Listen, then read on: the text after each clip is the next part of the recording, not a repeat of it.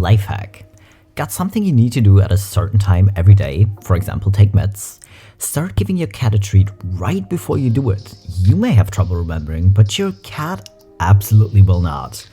That is damn good advice, especially for people needing to take their ADHD meds, meaning you're prone to forget to do things, and you will definitely forget to take your meds.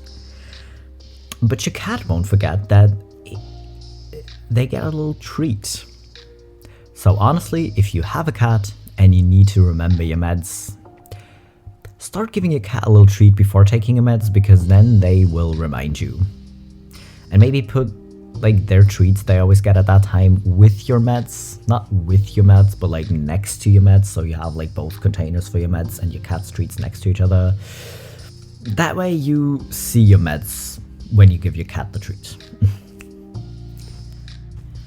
Hello BabyQueers and welcome back to my channel. For the last video of this year, we are doing neurodivergent memes because again, I had a lot saved up. So we're doing that as a cool way to finish the year. But either way, you know the deal. Before we continue, y'all gotta get hydrated. So grab some water or some tea or whatever else you like to drink, and then we'll continue. Are you hydrated? Good, let's go. What you need to understand about recommending a show to me is that no matter how much we both know I like it, I can't watch it until the neurodivergence department in my brain approves of it. I don't know when that will be, and I don't have any more control over it than you do. This. Legitimately, one of my absolute favorite shows is Doctor Who. Two of my sisters tried telling me to watch it for 2 years. And I was like, yeah, no, sure, it sounds cool, but no. Like, I don't know, yeah, sure, I'll watch it at some point. I don't have control over it. And honestly, the more you go up to this neurodivergent person and you're just like, you have to watch this show, it's such a good show, you should really watch the show, the less they're likely to do it. So actually, you kind of probably have more control over it than we do, because you can at least negatively influence what we'll watch. Or you can just like kind of casually invite us to watch it when we're so bored out of our minds that we're literally willing to do anything really. Because that's kind of what my sister did at some point, of giving up trying to talk me into it and just like show me one of her favorite episodes. And I was like, oh my god, this is cool. And that's why it's one of my favorite shows now. Isn't it beautiful? Is that your laundry pile? Yeah, I'll get to it next year. But listen. Using it for decoration, or using it to add pops of color, if you don't wear black like me, is kind of a good way, because it's gonna be somewhere anyways. I mean, if you don't have a laundry basket, it's gonna be somewhere anyways. If you have a laundry basket, it will overflow at some point and there will still be towels all over the floor. Arranging it and putting lights on it, maybe use lights that don't get hot, because you don't want to do your laundry, but you don't want to set fire to it anyways. You know, so safety first, but I guess why not? Listen, if you need a Christmas tree, this might be one way to do it. The ADHD mind is like a web browser where you can't close tabs. We often misclick, which opens a bunch of random tabs, some playing music which can't be muted, distracting us. Every open tab slows down the browser too until it crashes and takes a while to reopen again. Yeah, kind of. And we don't have the processing speed to have this many tabs open. Like, we're not made to have that many tabs open. But we have so many tabs open anyways, because if a neurotypical person has that many tabs open for a while, it's fine for them, because they can just like do the thing and then close the tab afterwards. But we have so many tabs that we don't know where to start. We don't know which thing to start with, because they all seem kind of important. Or unimportant, because sometimes everything just seems unimportant and you don't want to do anything. Like, you want to do something because you know it needs to be done eventually, but it's not important enough. Or everything is important at once, which is both equally brilliant, and by brilliant I mean absolutely frustrating. And yeah, sometimes you'll have random music playing. You don't know why you suddenly have that song stuck in your head, but it's just somewhere. You don't know if someone just said a word that you overheard, which reminded you of the song. You don't know what's going on, but there's music coming from somewhere. And no matter how many times you try to mute it, it just starts playing again anyways. And we love it, I guess. Me, first thing every morning, imagining how much more productive today will be compared to yesterday, because today I have made a list. Listen, I really love the days where lists actually work. Because that's the brilliant thing. You can't magically find one tool or one like coping strategy that will help you actually do the things you need to do or want to do. Because some days it'll work and some days it won't. Lists, honestly, sometimes they work really well, but sometimes you spend so much time and energy on making the list that you don't get around to doing anything on the list. And then you either kind of just leave the list somewhere and hope it gets done during the week, or you're so frustrated that you throw it away. But a list can help, because yeah, sometimes doing the list kind of feels like already like accomplishing something. You're just like, okay, I've done a thing, I got momentum now, I can do other things. Sometimes it really works. Yeah, I wish I could Google search for things in my house. Honestly. Like, where did I leave this? Do I still have... Like, honestly, do you know how brilliant it would be if you're in the grocery store and you look at something, like cinnamon. Oh, I really like cinnamon. I think my cinnamon is empty, the one I use. You could just Google and be like, hey, house, do I still have cinnamon? And it'd be like, yeah, bro, you already have to because you bought them because you thought it was empty and you didn't have any more. Don't buy any more cinnamon. And then you wouldn't. But now I really don't know if I have 2 or 3 unopened cinnamon because I was like, oh, my cinnamon's always empty. I need it. If you could Google from the grocery store or wherever you are, even if you're just like at home and you really don't want to spend an hour looking for something, Googling would be so brilliant. It'd be so great if that would work. Autistic person. Explain why I'm wrong. Don't just insist that I'm wrong. Neurotypical person. But it's important. You're very wrong. Autistic person. That's only more reason to explain why. Neurotypical.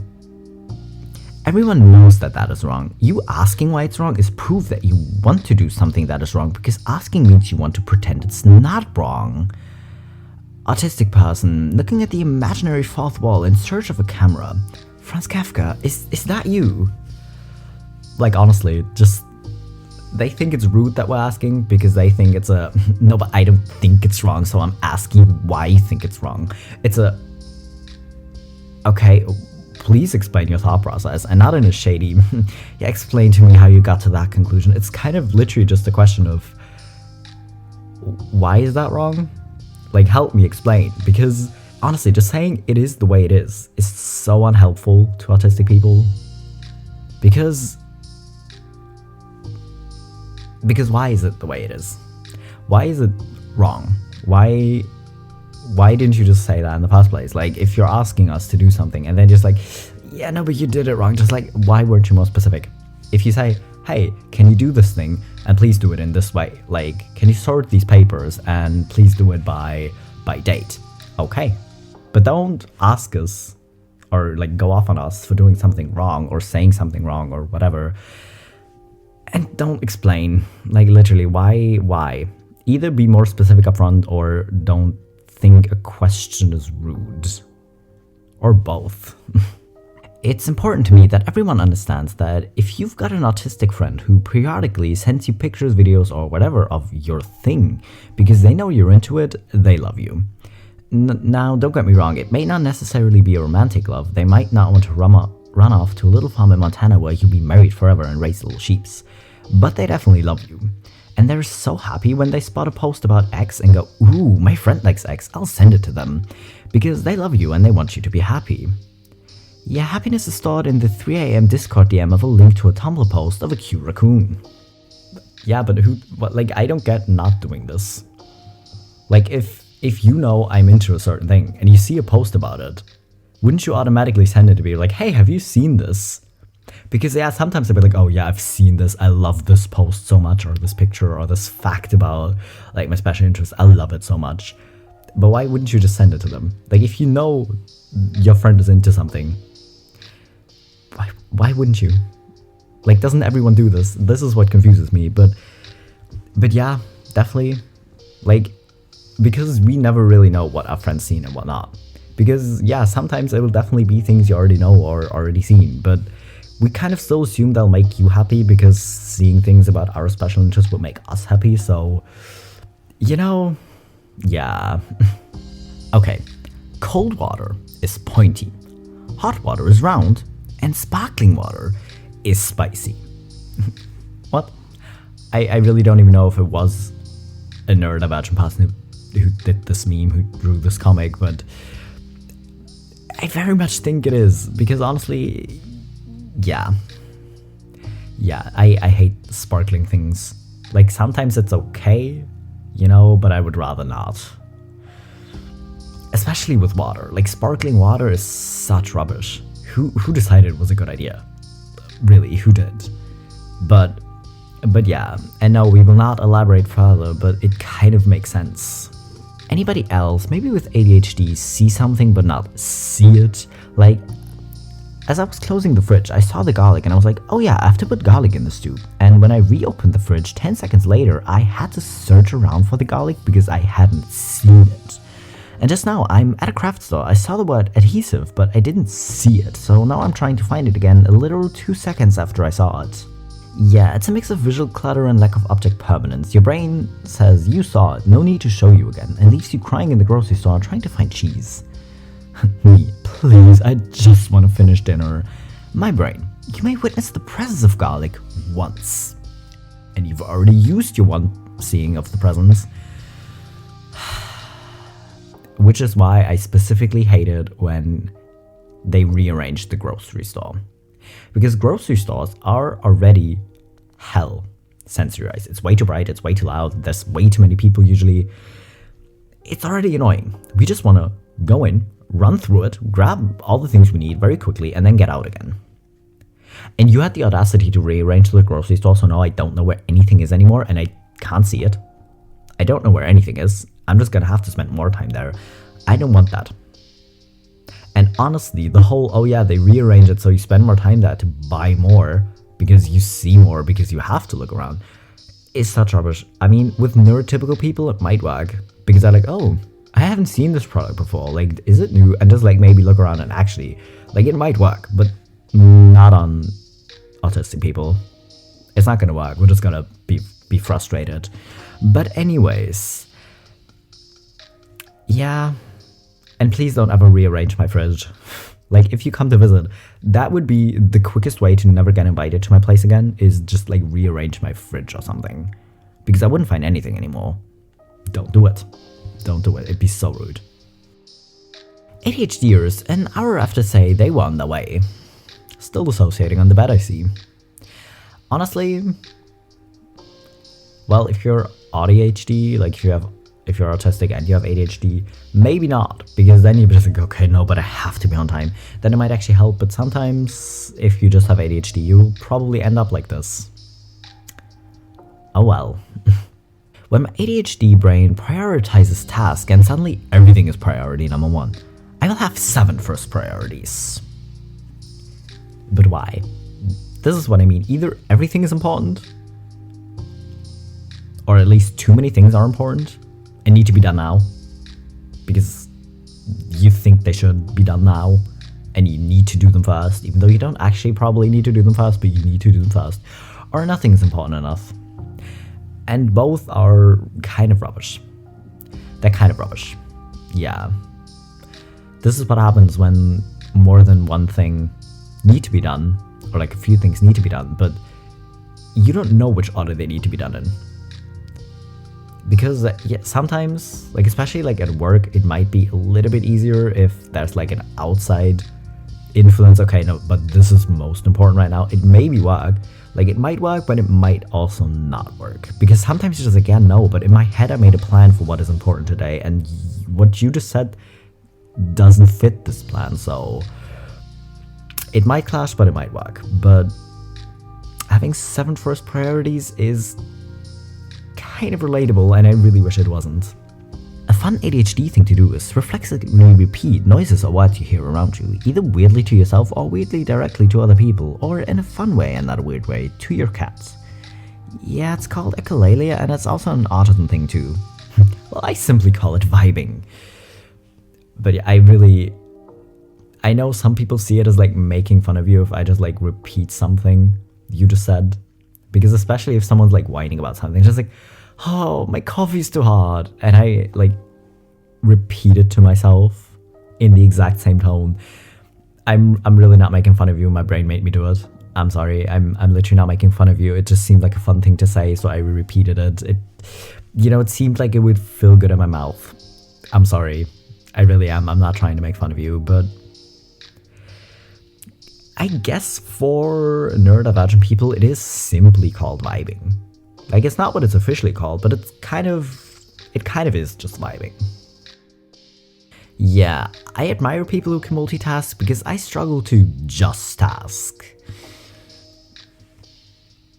Again, this may not have been made by a neurodivergent person, but it's such a call out for neurodivergent people because, yeah, struggling to task is kind of a very real thing, especially for ADHD people. Autistics crossing off one item from their to-do list. Some days I'm just on fire. But listen, this is what happens when so much more brain power and space in your brain is required to do anything, really. Because you're using so much of your brain power already to process all the things going on around you, that being able to do one thing is sometimes, or like actually most of the time, just way more exhausting than it is for neurotypical people. So yeah, sometimes you're just on fire. Okay, so I found a way to describe what neurodivergent can't do task mode feels like to neurotypicals. So you know how you can't make yourself put your hand down on a hot stovetop? There's a part of your brain that stops you from doing that. That's what neurodivergent can't do task mode actually feels like. Even if we want to do it, there's a barrier stopping us from doing it, and it's really hard to override. And why does our brain see the task as hot stovetop?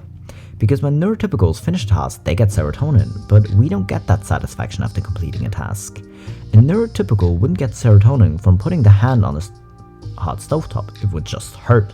When we can't do a task, it's because our brain knows the task will hurt, metaphorically, and wants to avoid that. It's not that we're choosing not to do the task, it's that our brain is physically preventing us from doing it. Neurotypicals can and should reblog, but please don't add anything. Sorry/not sorry about the random bolding, it makes it easier for us to read. Yeah, honestly, I can't read.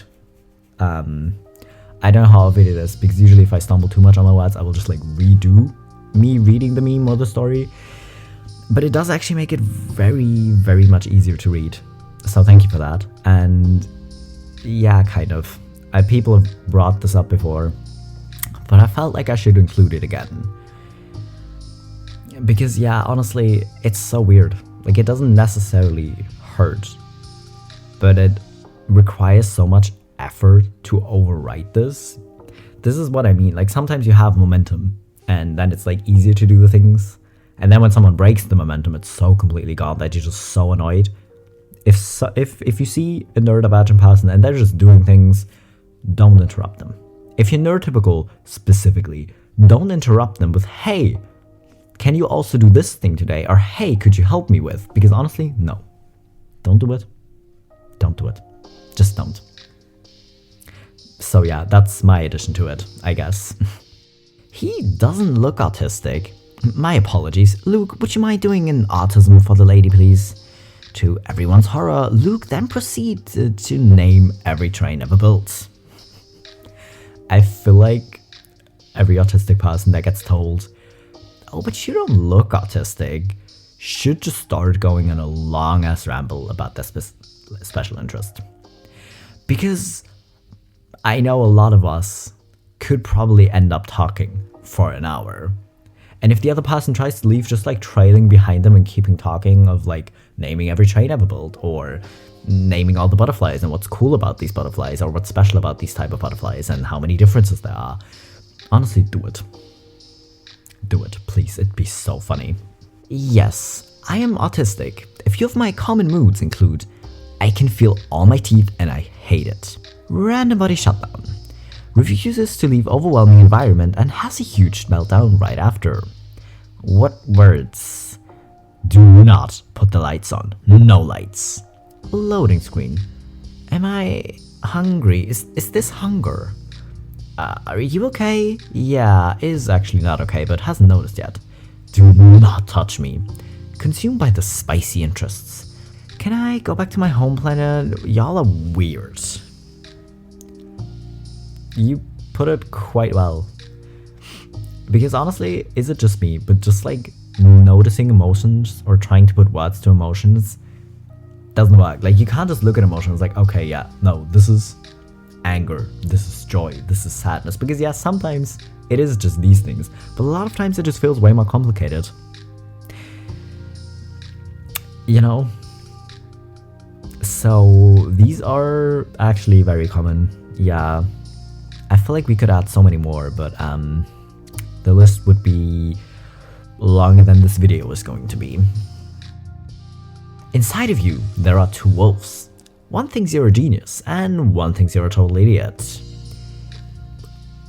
Again, this is probably not necessarily specific to neurodivergent people, because yeah, even neurotypicals will have moments where they're just like, oh my god, that was so stupid, why did I do that? And other moments where they're like, oh, I'm such a genius. But honestly, it's just too real, because there are just areas where neurodivergent people struggle so much more than anyone else they've ever seen. Like, you look at neurotypical people and the way they do the household, and you can't get yourself to keep anything clean or to like regularly do your dishes, and you suddenly feel so stupid. Because a lot of shame being brought in by neurotypical, being like, oh, but you really should do it more often, you know? And then you feel so stupid, but then at other times you just feel so smart. So honestly, it probably just hits a little bit different. Me. Google's, how do you know if you have ADHD? Google, does your child have ADHD? Is your young child acting out? Is your toddler or little kid between the ages of 3 and 10 being rowdy? Found countless resources for parents here and get ready to help your child. Also, is your male toddler showing male characteristics of ADHD? Wait, you're an adult female woman with ADHD? No, never heard of it. So you're an adult woman and think you may have ADHD, but have you ever been a rowdy little boy? Checkmate, self-diagnosing snowflake.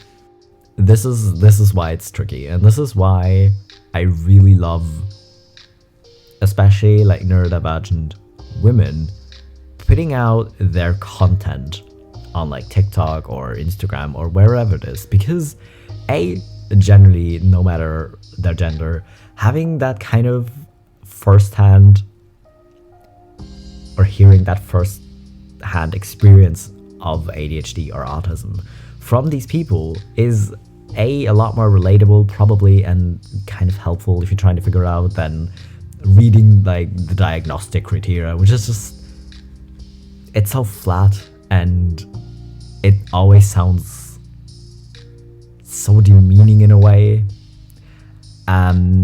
And then you Google, and then it's also like, but are you a child? Were you a rowdy little boy once? And then you're just like, bro, I'm a woman, so no. And that is again, no, you can't. So honestly, having like creators who show the more personal side of it, and B, that your gender doesn't actually help or has an influence on it, you know, is very helpful. Going into a burning house, family photos or other sentimental items, clawing at you, trying to get out, and you running away with your current hyperfixation. Listen, I'm not saying I would save my K-pop albums, but I would save my K-pop albums and my photo cards and my laptop. Everything else can potentially burn, but those things would be saved. Me. Okay, so my ADHD is very out of sight, out of mind, so I'll make a list of what I have to do and keep it right in front of me. ADHD, yeah, that list is now part of your desk and you won't notice it. Me, what? ADHD, part of the desk, don't even worry about it, nothing to see here. Me. Okay, I'll put it on a bright post-it and stick it right to the bottom of the monitor. ADHD. Wow, monitor has new shape, but I'm used to it. Me. It's right there. It's a list of all the things I need to do. ADHD. Doesn't look like anything to me. But really, like, you maybe notice it for like half a day and then it's gone again. It's so frustrating. Because especially at work, they're like, oh yeah, let's just like write it, like put it on a post-it on your desktop or something, you know?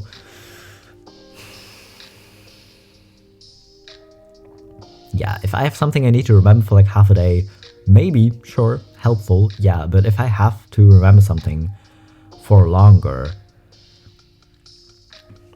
putting it there really won't help. At some point I had like 4 or 5 different post-its and I didn't notice any of them anymore. I was like, post-it, but it's a piece of yellow monitor. I don't see it anymore.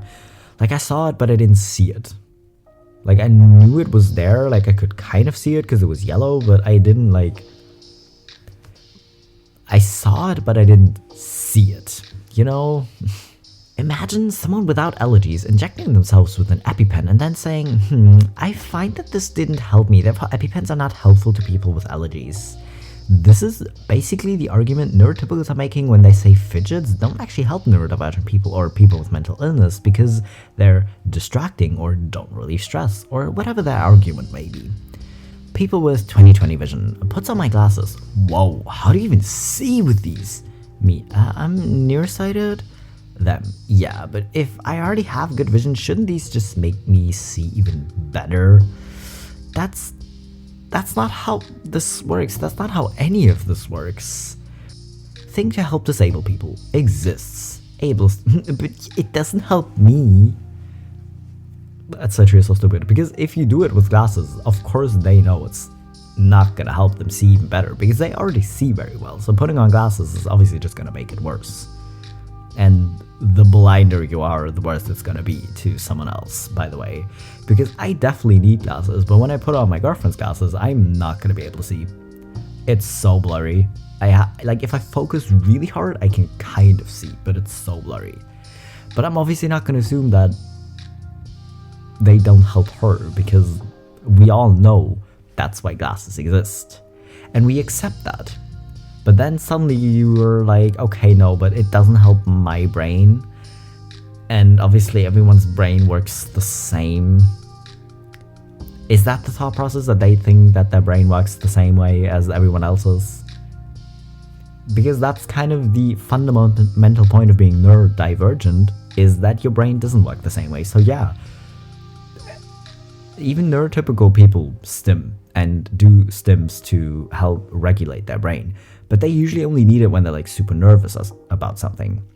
Like, a lot of people don't feel great about public speaking, so if they have to give like a presentation in front of people, they're going to be nervous and like fidgeting with their pen because it helps them regulate their brain. They don't usually need it, only in moments like these, so they kind of think that outside of those moments it can't help, which is kind of rubbish, because again, that's kind of the difference, is that our brains literally work different, and then we maybe need certain things. You know? ADHD, we can't do our homework when your room is this messy. We need to clean it first. Me, okay, we'll clean. Where do we start? But the homework is more important. We should do that first. Okay, let's do it. No, but look at this mess. I'm not saying it's me,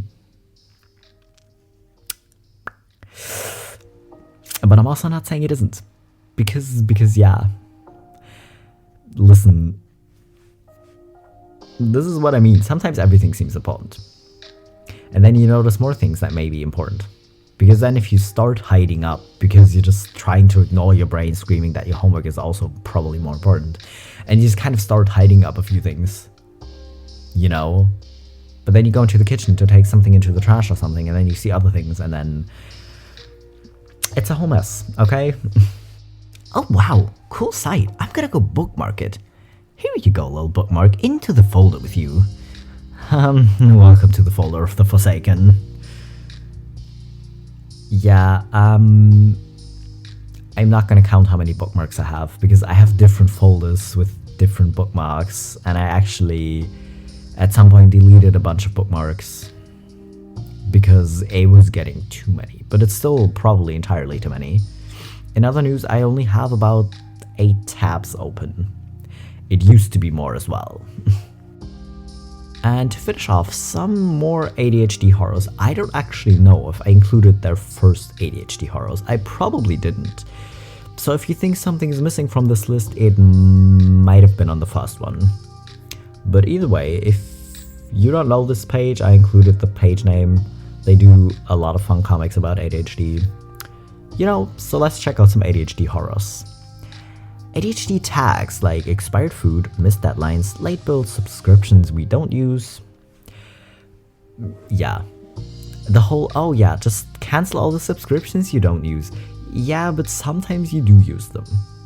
Like, I feel like, especially if you have subscriptions to like different streaming sites, you might use it sometimes.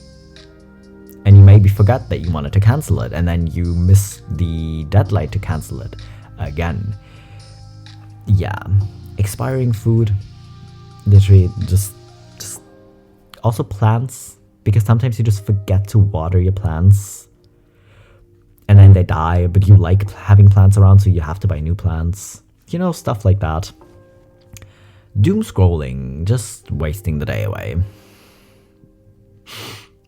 Listen, but doom scrolling is so easy because it's easy for your brain to do. And it doesn't require that much effort to do it, but it takes so much effort to break away from it. 3. Finally writing an email after an hour of procrastination, and then they get back to you within seconds, and then the cycle begins again. Listen, sometimes I actually really appreciate it when they email back fast, because then I haven't started doing anything else, and then maybe replying back is easier. But sometimes it can just make the guilt seem worse, because oh my god, they can answer so easily, they got back to you right away and you took like an hour. You know, it's kind of 50-50 sometimes.